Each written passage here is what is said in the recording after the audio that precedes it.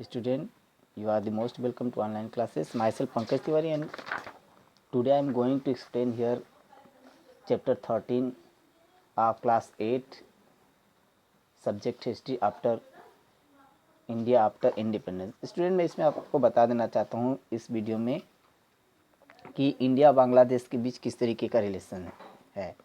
तो इसमें जो है जोग्राफिकल कंडीशन, कल्चरल और लिंग्विस्टिक अफेयर्स देखते हैं तो ये देखा जाता है कि ये भारत से मिलता जुलता है, क्योंकि अगर हम देखते हैं तो ये जब भारत आज़ाद हुआ तो इंडिया का पार्टीशन हुआ, और इंडिया का पार्टीशन हुआ तो इस तरीके से जब इंडिया का पार्टीशन हुआ तो इंडिया और पाकिस्तान दो नेशन में ये बट गया। तो जो इस तरीके से जो ईस्ट पाकिस्तान हुआ करता था वो इस समय का जो है बांग्लादेश है। ईस्ट पाकिस्तान इंडिया का बांग्लादेश है, इस समय का बांग्लादेश है। तो अब उसमें जो है जो शेख मुजीबुर रहमान थे, उन्होंने लिबरल स्ट्रगल किया बांग्लादेश के लिए और पाकिस्तान से आज़ाद होने के लिए, और भारत ने 1971 में उसका हेल्प करके दिसंबर 1971 में बांग्लादेश को आज़ाद करा दिया। अब इस तरीके से 1971 के बाद बांग्लादेश जो है, ईस्ट पाकिस्तान जो है वो बांग्लादेश बन गया। और इस तरह इंडिया को देखते हैं तो ये जो है इंडिया बांग्लादेश को फाइनेंशियल हेल्प प्रोवाइड करता है। इसके अलावा जो है मटेरियल देखते हैं तो मटेरियल टेक्निकल सपोर्ट जो है देता है इकोनॉमिक डेवलपमेंट के लिए।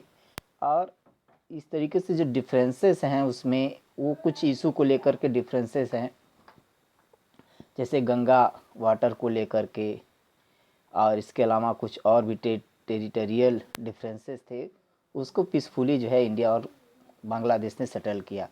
इंडिया ने जो है 3 बीघा कॉरिडोर बांग्लादेश को एक परमानेंट लीज बेसिस पे जो है प्रोवाइड किया है उसको 3 बीघा कॉरिडोर। अब इसके बाद कुछ और भी डिस्प्यूट अभी भी चल रहे हैं, जैसे मूर आइलैंड का जो है डिस्प्यूट है, जो एक तरीके से जो है न क्लियरली लोकेटेड नहीं है किसी टेरिटरी में। ये जो है उसमें बे ऑफ बंगाल में है, तो इस तरीके से वो डिस्प्यूटेड है दोनों के बीच। और कुछ एक अन्य प्रॉब्लम जो ये है कि जो उसमें रिफ्यूजी हैं बांग्लादेश के जो रिफ्यूजी हैं वो जो है बढ़ते चले जा रहे हैं भारत में, और इससे इकोनॉमिक प्रॉब्लम देखने को मिल रहा है भारत को। और एक और इसमें जो है हुआ कि जो चमका रिफ्यूजी हैं वो त्रिपुरा के थे, उनको जो है चित्रगौड़ हिल पर जो है जो बांग्लादेश में उसको जो है वहाँ सेटल किया गया। अब इसके बाद बात करते हैं इंडिया और भूटान की। तो इंडिया भूटान में देखते हैं तो नेपाल की तरह ही भूटान भी जो है वो एक तरीके से मध्यवर्ती राज्य है इंडिया और चीन के बॉर्डर के बीच में। और ये नॉर्थ चाइना उसके नॉर्थ में है, और एक साइड है इंडिया है।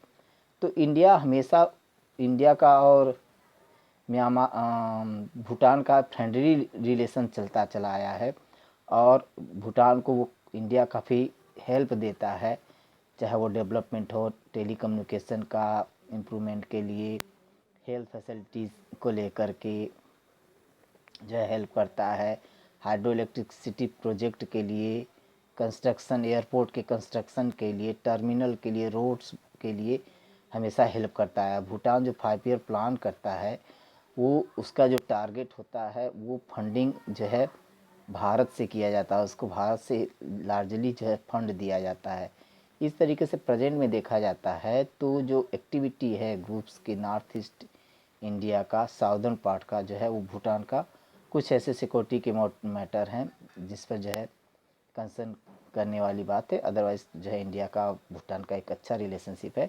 इसके बाद इंडिया म्यांमार की बात करते हैं। तो इंडिया म्यांमार में देखते हैं कि म्यांमार को पहले भूटान के नाम से जाना जाता था, और इस तरीके से ये जो है इंडिया के ईस्टर्न पार्ट पर सिचुएटेड है। और इंडिया हमेशा म्यांमार को उसके कॉन्स्टिट्यूशन के फ्रेमिंग में भी हेल्प किया इंडिपेंडेंस के बाद। और इंडो बर्मा ट्रीटी हुआ, इंडो बर्मा ट्रीटी 1951 में साइन किया गया, जिसके तहत इंडिया और बर्मा के बीच फ्रेंडली रिलेशनशिप बनाया गया। और इस तरीके से एक जो है अच्छा रिलेशन फ्रेंडली रिलेशन है। इंडिया फुली कोऑपरेट करता है म्यांमार का और हमेशा फाइनेंशियल हेल्प प्रदान करता है भारत बर्मा को। और कुछ जो कंस्ट्रक्शन है, बिल्डिंग के कंस्ट्रक्शन है, कुछ फैसिलिटीज़ है कि कुछ ह्यूमन रिसोर्सेज डेवलपमेंट है, उसके लिए फाइनेंशियल हेल्प करता है भारत बर्मा का हमेशा। तो स्टूडेंट, आज के वीडियो में इतना ही। अगले वीडियो में बचे हुए पार्ट पर हम लोग बात करेंगे। आज इतना ही, दैट्स ऑल।